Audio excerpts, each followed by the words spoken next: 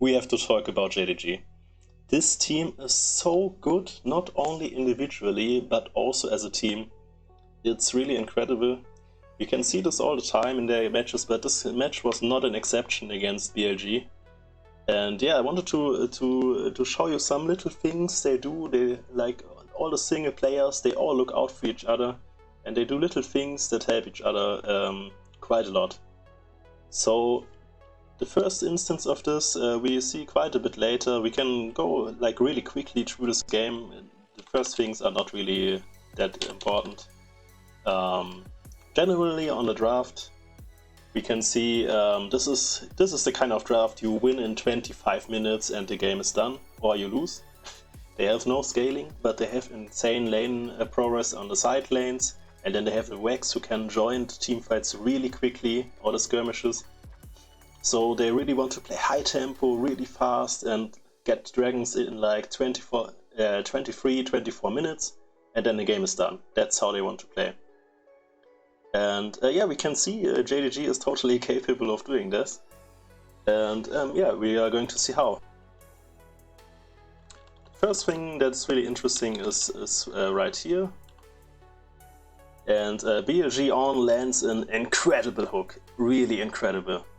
We can see if we pause here, like, I don't even know how this hits actually. It's really weird. Classic right hitbox, I guess.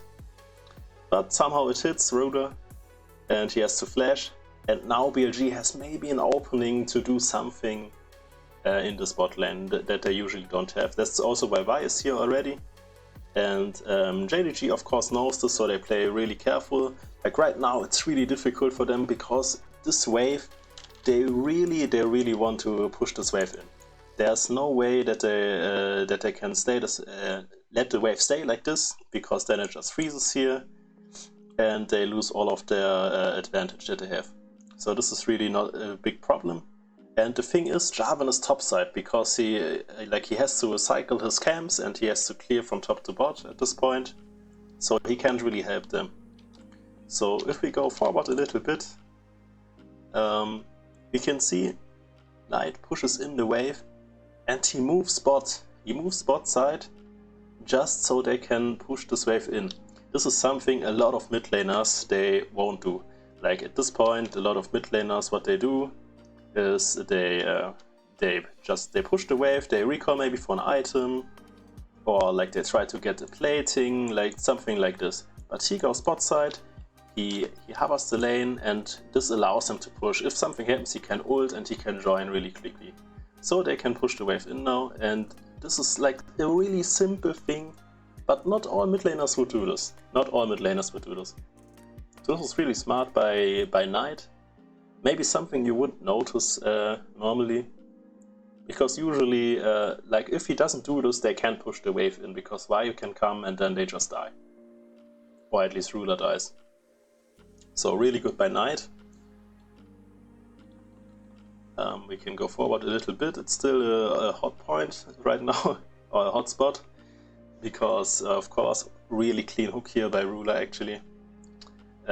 Because of course they want to abuse this flash somehow, but JDG, they know they cover all their weaknesses. They don't let BLG abuse anything, not any opening, nothing.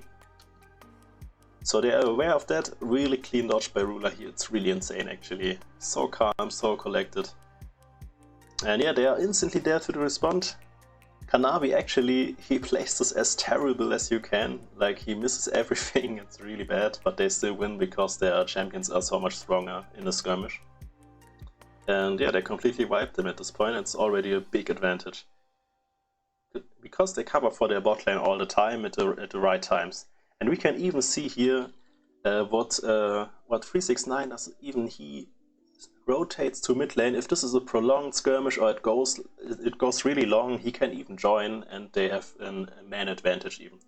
So this is really smart also by 369. He doesn't lose that much top because he can push the wave in mid lane, so it kind of evens out. So yeah, already so great team play, really great team play by JDG, really well done. Ruler as calm as ever. Yeah, then the next dragon is about to come up. And also the Rift Herald is the point. They really need both Rift Heralds to snowball the game. They really want both. But of course, if you have Renekton, usually you have priority and you can. He even starts it at this point, so yeah, just they abuse that fact. And now also really interesting. Usually at this point, okay, now BLG knows, okay, we can contest the Herald. What do we do?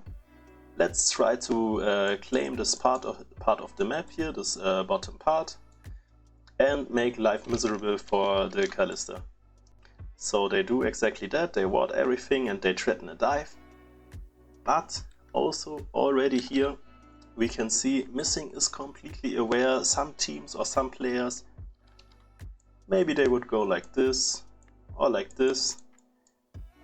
Some even would go like this if they are really stupid. But he is extremely aware of everything that's going to happen. They don't have vision here, but they just know, because that's the only play BLG has. And Ruler backs off instantly to the perfect timing.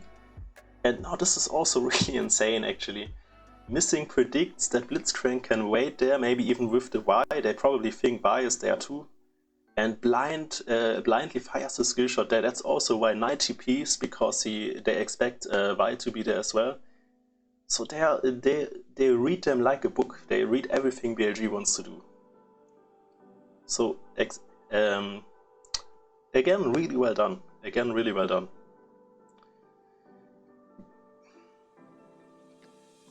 Let's go forward a little bit more. They so far really well played. They got both dragons, they got Herald, they are ahead. Everything goes as planned, I would say. One more play I want to look at is going to happen soon. Because now, where do they want to play through? They have a couple of options. They have a Herald now, or they had it. I think he uses it like right here, yeah. What do? Okay, we want to play through our Kalista, of course. It's the strongest point of our team comp. So they just constantly play through bot side. Renekton even does their top lane camps because he's not going to be there. So it's actually a bit funny. In Dispatch now you can't do this anymore, so don't forget that. But on the Worlds patch, laners can still do camps fairly quickly.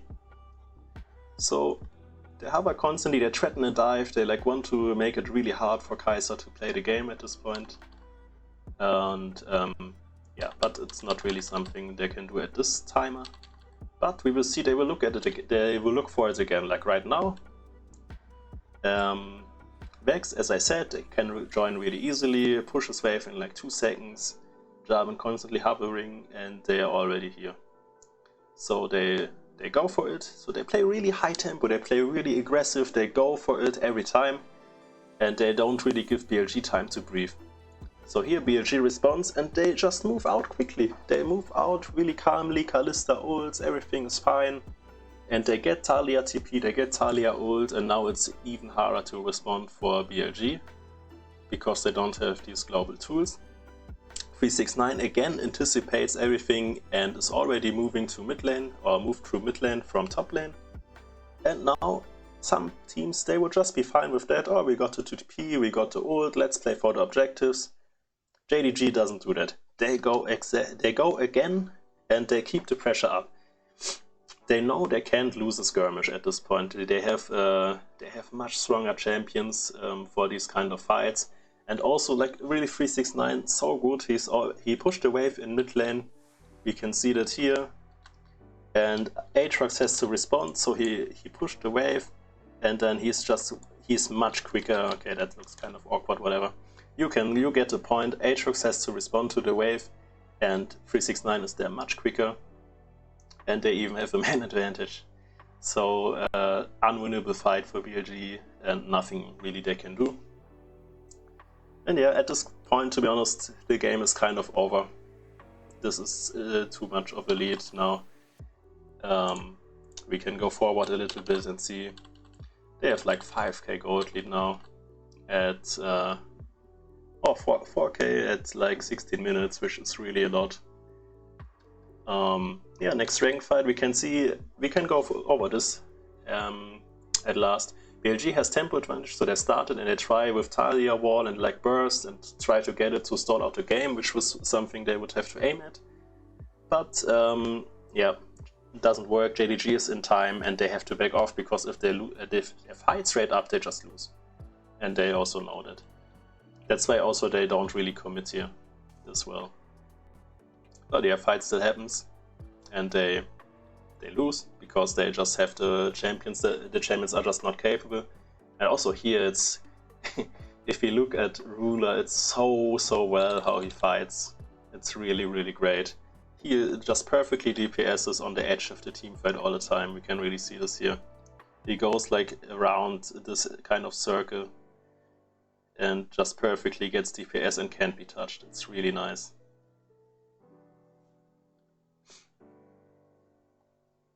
But yeah, now they get another Herald, they get the turret, this game is over. In the end we can say, so good this game by JDG, really calm, really collected. They understood exactly how to play their team comp, their early game comp, how to snowball. No real big mistakes, like some mechanical errors, especially from Kanavi, one-time Ruler mispositioned. But no big macro mistakes, and they really understood each other and what they needed and how to play as a team. This is the main point. And to be honest, right now I don't know how another team is going to really beat him in this tournament without throwing like a really big curveball at them, like something they don't really know how to act against or something like that. So it will be interesting to follow this team through the tournament. Yeah, clear favorites. I think they are going to get a trophy, but it's still early to tell. There are still some teams that can compete for sure. So yeah, if you like this video, leave a follow, leave a like, whatever, comment maybe, whatever you feel like, and I will see you on the next one.